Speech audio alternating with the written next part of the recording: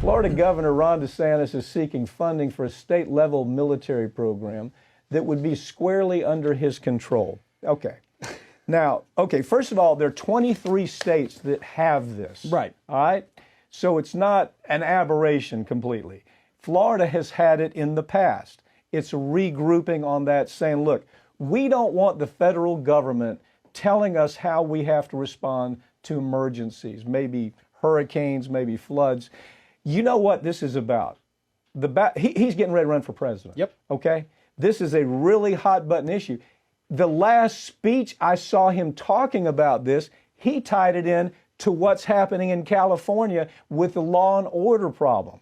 Take it from there. You know, this is interesting because, as you point out, you're right. 23 other states already have this. Florida hasn't had it since 1947. You know, it was put in place during the Second World War to bolster our National Guard from the state. So it's not out of the realm of possibility. It's certainly still within Florida law.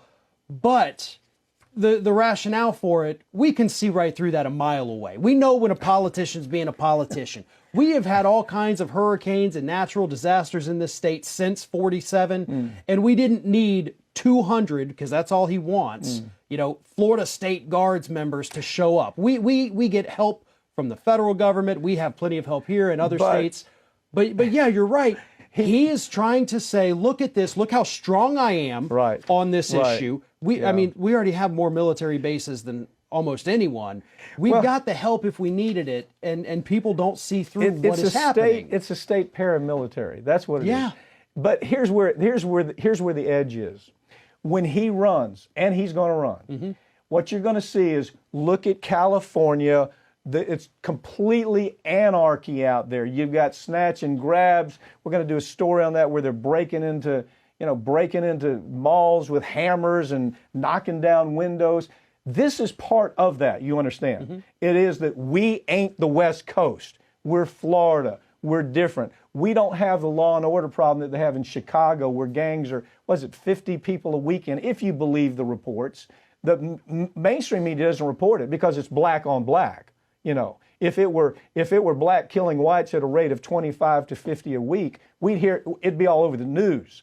But it's not, because it's gang related, people getting shot. But his angle is, I'm law and order. Yeah. And this is the lead up to that, isn't it? Yeah, and it is also a bit of a grandstanding type thing too. You know, he wants to stand up to the Biden administration, and of course the military vaccine mandates, which he has openly opposed. So he's going to say, well, I'm going to create my own here. And I've got this own group that I can control. You know, obviously they're not actual soldiers. Well, they're civilians that are supposed to be trained as soldiers, capacity. And so we're going to be on the hook, the Florida taxpayers. We're going to pay these people. We're going to train them. We're going to do all this. And ultimately, it's for a giant political stunt. This isn't going to help us in a natural disaster. And his talking point is, if Gavin was worth a damn, he'd have groups like this at the malls to stop this.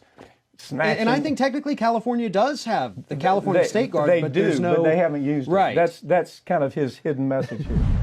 Los Angeles, San Francisco, and Oakland have been hotbeds for crime in recent months, along with Chicago, with burglaries and murders becoming commonplace.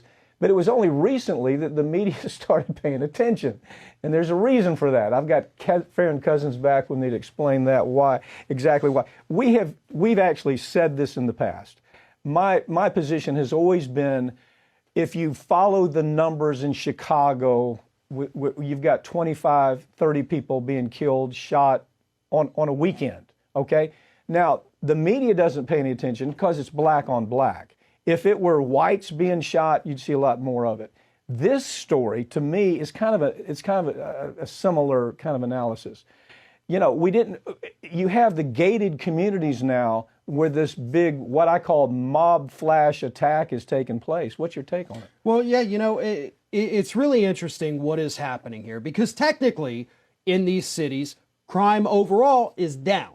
You know, we're talking about 13% statistically, but these massive events are what's becoming such a major problem in these cities, where you have groups of 20, sometimes 50. There was one group that was 90 individuals that appeared to be well coordinated, and they go to these high-end stores, jewelry stores, high-end shopping retailers smash the windows, go in, take all these goods, as much as they can carry out of there, and they seemingly disappear all at once together. As you said, this is a good kind of example of like a flash mob, except not the kind that goes out, does a quick dance, and disappears. This is criminal activity that is scary for retailers. They're showing up with sledgehammers. They're showing up with pepper spray. The people that are actually being attacked, the employees are being attacked in the process.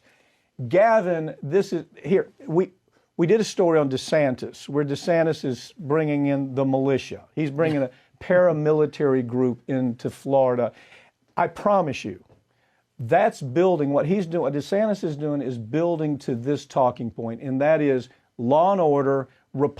Democrats are so weak they can't even control crime, but we can do it here in Florida because we have this paramilitary group. Gavin Newsom is a total failure. You've got this is the argument. Retailers are going out of business during the Christmas season. They're even discussing maybe not even being open.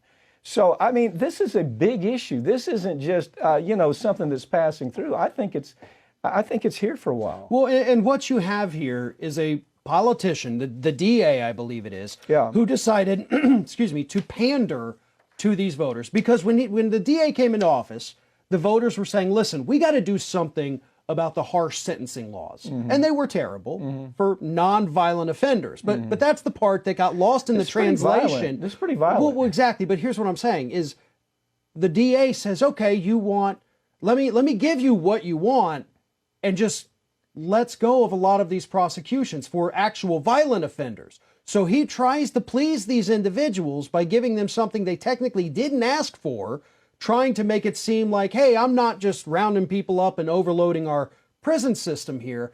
So it was truly a despicable case, if you ask me, of pandering that went absolutely off the rails because this guy didn't understand what the hell he was doing here. Well, they're scrambling to try to explain it. You've got David Ball, who is a professor at the Santa Clara University. He's saying, "Oh, this is natural. This is just passing through. This is natural. This is a product of COVID. Everything is COVID." Well, the real experts are saying, no, this is very organized. It's coming through. They're organizing through social media. It's a broad problem that ain't just something like this Professor David Ball is trying to say that this is our Jonathan Simon at UCLA, as if this is some just passing through cultural issue. It's not. And Gavin Newsom better get ahead of it. Well, Newsom's been put kind of on his heels on this particular issue because he doesn't know what to do. This suddenly gets thrust into his lap because you have to expect him, or at least I would if I were him. You've got to expect your people, your mayors, your DAs, all these people across the state to be able to do their job. And when they stop doing that, suddenly it does fall on you, maybe fairly, unfairly, whatever, but this is Newsom's problem now, and he's the one that has to have the solution. Big problem, and DeSantis is taking advantage of it.